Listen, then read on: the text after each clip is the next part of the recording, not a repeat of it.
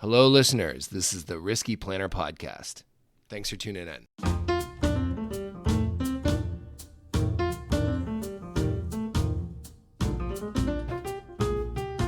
Hey, Albert. Hey, Nate. How you doing? Man, what's good? Good. Yeah. It feels like it's been a long time because it has. It truly has. You've been traveling. I have. I'm a world traveler these days. I'm in the jet set. Remember the jet set? People used to talk about jet setters. Jet setters? I know. Yeah, you're I'm a jet setter. Global travel. It's a very interesting global scene, as we'll talk about. Boy, howdy. Yeah, as we'll talk about. And again, it's always, with the context is always capital projects, but it's nice to see you again. Welcome back to frigid Canada. Yeah. Thank you. Yeah. That was all anybody wanted to talk to me about. By the way, weather? Just to remove the veil of mystery. Yeah, it was weather. I was in Dubai for the past couple of weeks. Yeah. Working on some secret squirrel stuff that I can't talk about yet. So two things I was asked are like, what's the project? Can't talk about that. Okay. How's the weather? Can't talk. Well, I can talk about that, but you try to avoid it. We could definitely talk about the weather. Canadians love to talk about the weather. They do, which is why when you go to a place like Dubai where there is no weather, that conversation gets real dull real fast. Right. Because, it's like, what's the temperature? Well, you remember yesterday? It's a lot like that. Yeah, well, it's the right temperature in Dubai, let's just say. The right temperature. It's the right temperature. You people in your warm weather I love the heat, man. I love the heat. Like living in DC. I just want to make it clear. Yeah. You make me sick, people. I know. Warm weather people, you make me physically ill. I know. So, well, you're going to go ski. DC though, right? Super muggy, it's right? It's a swamp, right? Drain the swamp. Oh man. Anyways. So we're going to talk about some Trump stuff about time, right? But I just wanted to bring attention to my new mug. Look at you. I'm very jealous of your Nuclear Nate mug. But then also on the backside, I don't know if you saw this, but no, I did not. Yeah, it's me driving. Hold that still for a second. Okay, hold on. Can you see it? What does this button do? Says 10-year-old Nate Habermeyer at the helm of the nuclear. Thanks, Safe. This is it's all Safe. Safe made this for our late Secret Santa that was actually in February, but he made this. So thank you, Safe. That's very an incredible kind of gift. It was incredible. It makes me wonder what Nate or your Nate, what Safe would make for me on my mug. I'm dreading that now, actually. Well, we could guess, but anyways, let's talk about this. And today, we're talking about Trump, tariffs, and capital projects. And then within that, it's like risk and supply chain. But I think it's mostly supply chain. Trump just announced yesterday the 25% tariffs on steel and aluminum on everybody. So, we're going to talk about what does that all mean for capital projects? And, Dokanish, you were just in Dubai. Yep. We're busy in Canada, the US, there's lots of places that are going to be impacted. And I'm looking forward to the discussion. Yeah, for sure. This, I think the more interesting part of this discussion is how we got to the tariffs being about steel and aluminum instead of, just kind of blanket tariffs targeted at places like, just for example, Canada. Yeah. Which, was all the rage just a few weeks ago.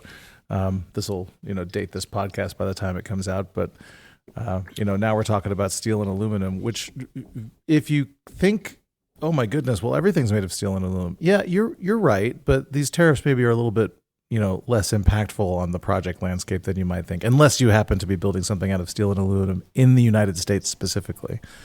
So anyway, I don't want to have the meeting before we have the meeting. So kick us off, my dude. Yeah, let's do it. I guess, with everything that's going on and, when folks are in the U.S., like they're building something, like what's at stake for capital projects? Maybe we can just, to your point just before this, put it into context and sort of lay out what's at stake. Yeah, for sure. Now, because this may come out a few weeks to a month after all of this is relevant, immediate, newsy talking points, I'm going to start with a quick reminder of kind of how we got to here and some of the things that happened. Because, right towards the beginning of his second term, Trump announced blanket tariffs of 25% against all incoming goods from Mexico and Canada. The leaders of both nations did a little bit of a hand wavy, kind of pointing at things they were already doing and saying like, hey, we're going to continue doing this. And for some reason, Donald Trump was like, great, no more tariffs for a month. So, okay, so that went away. But the really interesting thing that happened wasn't that high level leadership conversation, although it is kind of funny to imagine, like if you walked over to your neighbor's house and said like, hey, can you stop making noise in the middle of the night? And they said, we promise to look into maybe stopping making noise in the middle of the night. And remember that letter I sent you last month saying basically exactly this? Well, I'm going to do that. And then you go home and you're like, mission accomplished. So that's kind of funny on its own. But to me, the really interesting thing that happened was like two things happened immediately. One is both governments, Mexico and Canada, announced retaliatory tariffs that were very specifically targeted, okay, at things that would hurt Trump supporters the most. It was a very specific targeted retaliation that was planned. Of course, it didn't happen because the tariffs didn't happen. But the second thing most definitely did happen, and that was that all of a sudden, out of the clear blue sky, there was this massive push to buy Canadian and keep things interior. It was Canada. I imagine it was intense, right? Like it was super intense, like bourbon, like liquor, like the LCBO, like here we're gonna give it away like we're in Canada, but yeah, it was booing at NHL games. There was a whole kind of like groundswell of emotion, big wave, and it sort of took two forms, like one being anti-American, which understandable, and second was pro-Canadian, which feels like it shouldn't need a looming financial crisis to make people feel pro-Canadian about stuff. But hey, whatever, I'll take it if I can get it. Yep, take it. But it did kind of shift, to kind of put it back to capital projects a little bit. It made people doing project planning, planning for early procurement, for example, start thinking about, well, in the face of these retaliatory tariffs, where are we going to source materials from that would be impacted by them? Okay. And also theoretically, higher prices would make other countries buy less stuff from us, right? So if we are framing houses and things with softwood lumber, then we now have a glut of supply on the Canadian market for all the stuff that isn't going to get bought by the U.S. market, to do the same work. So, I don't know if you remember, but 10-ish years ago, there was a real big push to make large structures out of mass timber using like cross-laminated timber techniques, and even just like, big beams, like that sort of thing.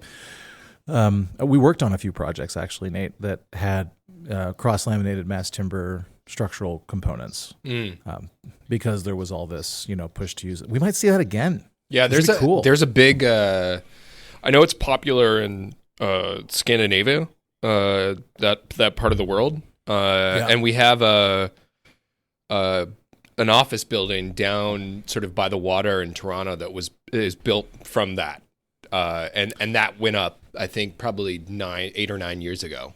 That was started, but yeah, it's fully operational now. But I know what you're talking about. Watching it be constructed was pretty interesting. It's neat, and like generally speaking, the interiors of those spaces, it's almost like going back to masonry construction, except instead of stone, it's wood, because you get all these like big vaulted spaces and arches and stuff, and in a lot of these places, like one of our clients recently completed, meaning like in the last couple of years, a new office building that features mass timber structural framing, and a lot of interior spaces are covered in timber cladding.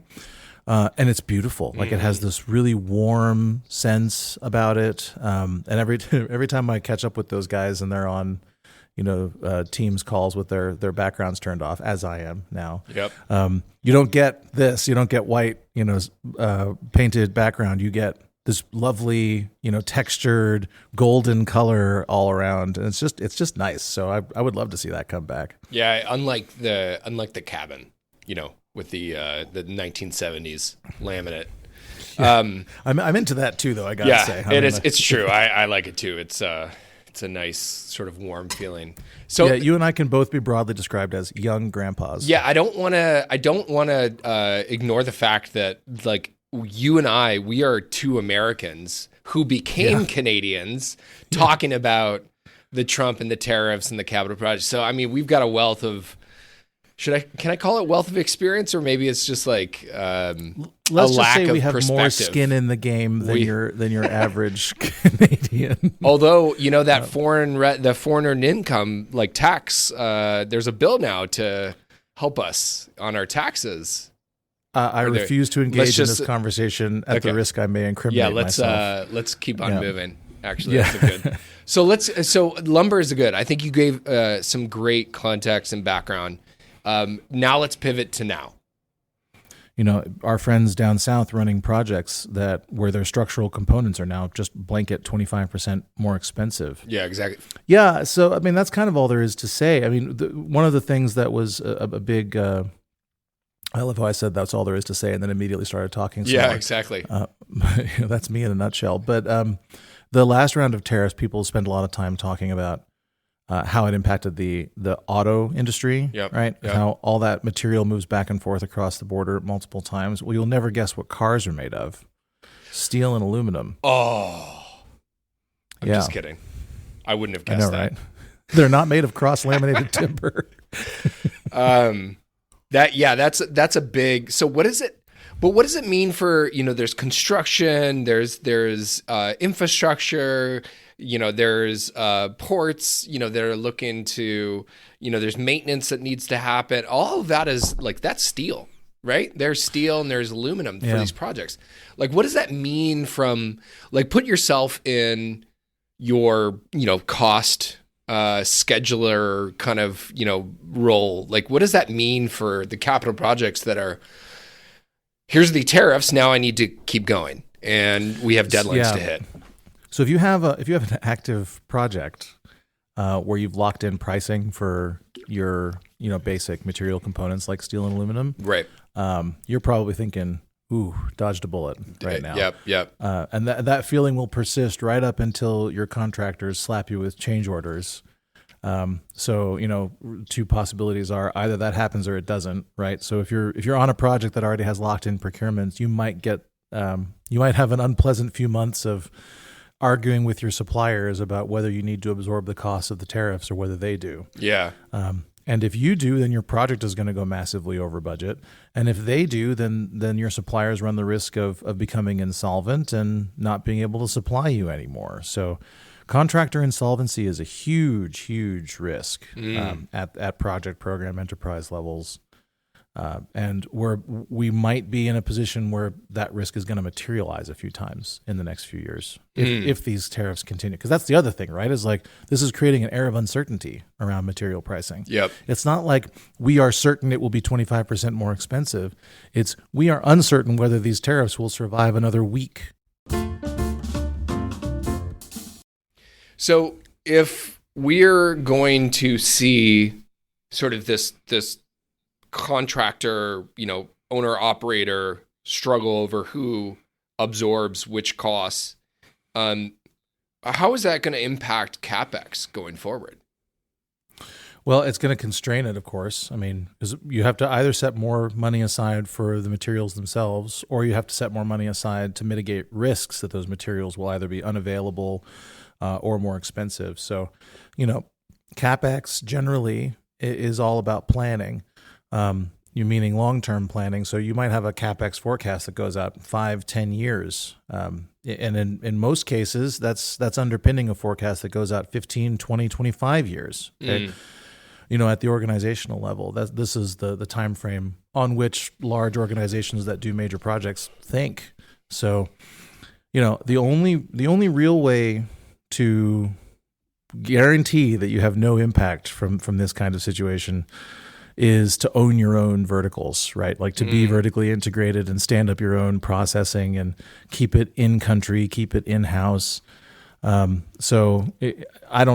like back to my earlier comment, you can't just decide that tomorrow you're going to make all your own steel, right? Like that's a lot of potential work that would need to happen.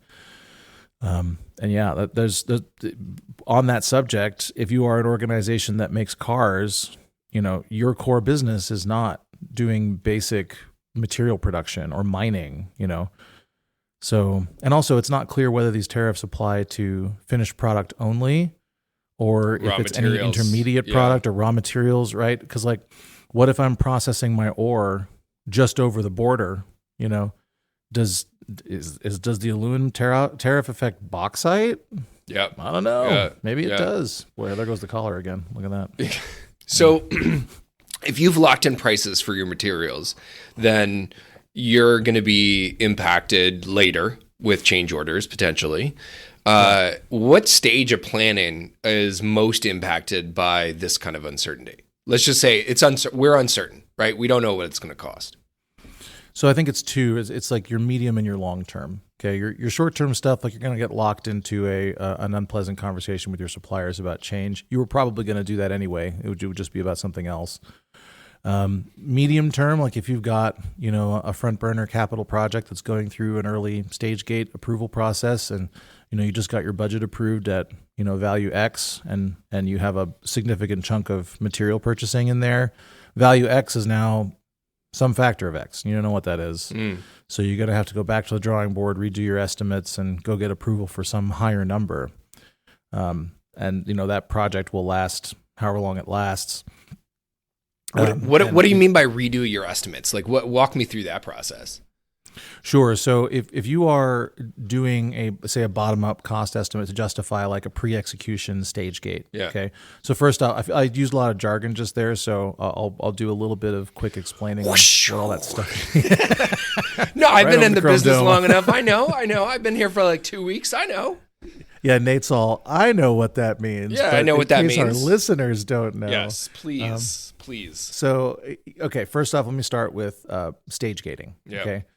So stage gating is based on the concept of front-end loading, where you're supposed to do as much work as early as you can to reduce uncertainty and minimize downstream risk. Okay. So if you are, say, going to build a giant building, then you try to do as much of your design up front as you can to get quantities pulled together for things like your structural steel, so that you can then kick that over to an estimator. Okay. Now the stage gating part of that process it's like a set of controls that are effectively quality assurance checks, but are also like, can we afford this project as an organization type of checks. So project teams will put all of their information together from whatever stage they just are trying to exit. Say it's like I mentioned earlier, a pre-execution stage. So I've got a bunch of my design done. I have, key contracts lined up. I maybe have even already been out to tender for those contracts. So I know how much those contracts are going to cost more or less. And I've got all kinds of information that I didn't have earlier that I can now say with confidence, my project is going to cost this much and take, however long to complete. Okay. So you take all that stuff, you package it up, you bring it to your gatekeepers, who are probably like a steering committee or some executive leadership or some combination of those two things. And there's going to be some financial controllers, that have a seat at the table to talk about how this impacts the company's future and how whether their spend profile can support it and all that kind of stuff. So you have that conversation, and if you've done a good job preparing your project for approval, then it'll get approved, and then you go get to build it. Okay, so that's what a stage gate is. Now, one of the things that you bring to that stage gating meeting is an estimate. Okay, so I said earlier a bottom-up estimate. So if you've got a bunch of design data ready to go, then that means that you have quantities that are within some band of reasonable uncertainty, pretty well nailed down. So if you you need 1,000 tons of steel for your project, and maybe it's plus or minus 15-20% for whatever kinds of stuff may happen during the build, then you plan on 1,200 tons, and you throw that over the fence to your estimators, who will look in their big book of costs. And I say that a little bit facetiously because there are a jillion of those, right? lots of different databases of recent costs for basic materials, for rates of placement by workers, by, for the total installed cost of things. Like, just depending on how detailed and granular you want to go, there's an estimating manual for you. So a good example of that would be like RS Means. Okay. So RS Means sells its own estimate product where you can, do what's called an on-screen takeoff or a material takeoff, where you look at drawings and point at it and say, oh, that's this much steel, and that's that much steel, and that's this much steel. And then it goes into what's called a bill of quantities or a bill of materials. And then you price it using something like RS Means. And you can do all that in-house with their software. Okay. So why am I saying all this? Because the pricing that was published most recently in RS Means definitely does not include a 25% or an allowance for U.S. tariffs at 25% on steel. Okay, so whatever estimate you just took to your bosses to say, let me do my project, it's wrong now. Right. So you got to go redo it. And you may not be able to redo it with any kind of confidence because, the fine folks at RS Means won't have had a bunch of recent historical data to draw from. So you'll just be kind of pulling numbers out of thin air based on where you think things are going to be supplied from and what kinds of tariffs are going to be, applicable. Right. So it's just uncertainty layered on top of uncertainty. Yeah, exactly. Yeah. I was going to say nobody knows. And it's not like you can just take a blanket 25% and throw it in there. I mean, that whole, that's going to be variable, depending on where it lands. And it would be a massive overstatement. Right. Yeah. Or a massive overstatement.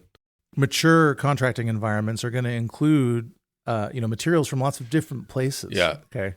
So if you're asking your steel supplier, like, hey, I need 1,200 tons of steel, like, you don't care where it comes from. They give you a price and they manage it. Like, they want to make money too. So they're going to look for the best deal, and they're going to supply whatever meets quality at whatever the lowest price point they can manage is going to be. And that's going to look different for them. So like, they need to do their planning differently too. Okay. Since you bring up industries, I want to go down that rabbit hole and let's look at, specifically energy where we do a lot of work. There's higher costs for turbines, battery storage, grid infrastructure, just there's lots of areas of unpredictability. What kind of what's going on inside, the PMO for like an energy company right now? What are they thinking?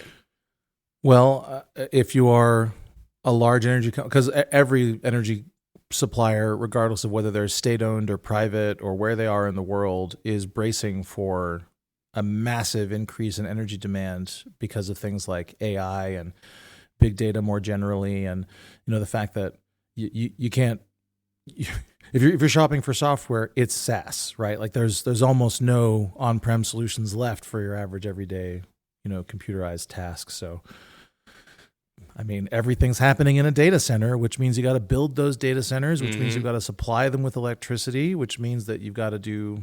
And meanwhile, a lot of those, in the US they are, but in a lot of places, those green energy / emissions targets haven't gone anywhere. Nope. So if you want to build a new grid capacity, you need to build it using green technologies like, you mentioned battery storage. You got to do some peak shaving and energy storage stuff. If you're using renewables, then, the big complaint about those is that, the wind doesn't work when the wind's not blowing and the sun doesn't work when the sun's not shining. Well, that's what energy storage solutions are for, right? And every last link in that chain gets more expensive if basic raw materials get more expensive. And like all those solar panels are housed in aluminum. All of those wind turbines, I think, are supported by structural steel, especially like the offshore ones. Like offshore wind's kind of a big deal again. So those are sitting on giant concrete pedestals with big steel structures sticking out of them. Like, this is serious stuff. It's serious business. Yeah. In another podcast, we talk about data centers, and we talk about, we also talked about data centers in a blog and sort of managing that project. They're not going to slow down, right? Like the pace of software, as you mentioned, like SaaS and with AI, it's not slowing down. So the demand for energy will be there.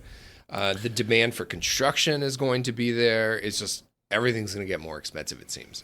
It is, and like you were talking about energy companies, a big chunk of that is transmission, right? So energy transmission, like think about the gigantic high voltage power lines in your neighborhood. Hopefully, you don't have any in your neighborhood, but around your neighborhood, and you're imagining a bunch of big structures made of steel. Aluminum. Yeah. So, and you got to build more of those if you want to take all that extra capacity out to where it's going to be used. So that's all. And some of the transmission wires are steel too. Right. So what about natural resources? This seems like a pretty decent opportunity, I guess. Like, or maybe not. I don't know. But what, like, if you're in the ore, the business of extraction, and ore, and other resources that contribute to aluminum and steel. How is your business looking? Well, I imagine not great. I mean, we were talking earlier about pivoting to the extent possible to different materials, like the whole Buy Canadian push. If that extends to structural components, then we're going to see another set of government grants for companies that are using cross-laminated timber and mass timber generally to build structural components. I mean, you can't necessarily do that for everything, but you could do it for a data center. Okay, so if you are in the business of producing the basic minerals and other materials that are required to produce steel and aluminum, then you're about to look at a 25% price hike that does not translate to your bottom line. Like, you don't get to keep that. Yeah. That's not yours. It's a tax. Yeah. So, it's a big old slap in the face in a lot of ways. I want to end with, I know I asked you for a piece of advice. I actually want to ask a multi-part, or actually several questions. What is your piece of advice for, the estimator? What's your piece of advice for somebody at the enterprise level looking at the entire portfolio? Yeah. So I'll start with the second one first. Okay. Because when you're talking about enterprise planning, you're talking about risk and how to kind of rein in uncertainty and put some guardrails on it. I think that you've got to be thinking about what does a de-risked version of your capital project landscape look like. We may actually see projects getting canceled as opposed to having them cost more, or have them get deferred to the dim and misty, uncertain future wherein there is no tariff on steel. Or, we may see shift towards the creation of internal capacity where tariffs wouldn't affect them. And that's another thing that I'm curious to see if that happens. I don't imagine it will because, I mentioned earlier, these tariff threats are momentary, it seems. They come and they go. So, if you're planning on a 5, 10, 15-year basis, and this might vanish in a puff of smoke next week, you don't make 15-year decisions that are, subject to board approval and investor facing based on something that might not even exist in 2 weeks. Like Buy Canadian stuff, right? Like that, keeping things internal, keeping things... or deep breathing exercises might help. So they say. Yeah, do a little breath work. What about the front lines? The estimator, or actually the director of projects that's sort of leading the execution. What's your advice for them? I mean, first off, if you are an estimator, you're taking a lot of information from other parts of your project team, and that's based on strategic direction. So things like we're making our building mostly from steel. That's a strategic choice based on steel versus whatever other material pricing you might build it out of. Like I'm using mass timber as an example. So project leaders need to keep their options open and start thinking about other ways that they could accomplish the same goals without running afoul of new price increases that may or may not materialize. Take advantage of the glut of supply in softwood lumber and see what you can do. Make a beautiful warm tone data center that no one will ever see the inside of. But that's an interesting point, though. In all seriousness, I mean, maybe necessity being the mother of invention. Like this is going to unlock or unleash, new innovation in construction and infrastructure and energy and who knows? Yeah. So it could. Maybe there's a silver lining, but we'll see. Maybe. I mean, one of the things that I meant to bring up earlier, and so thank you for the reminder, is since last we recorded, DeepSeek happened. Yep. Okay.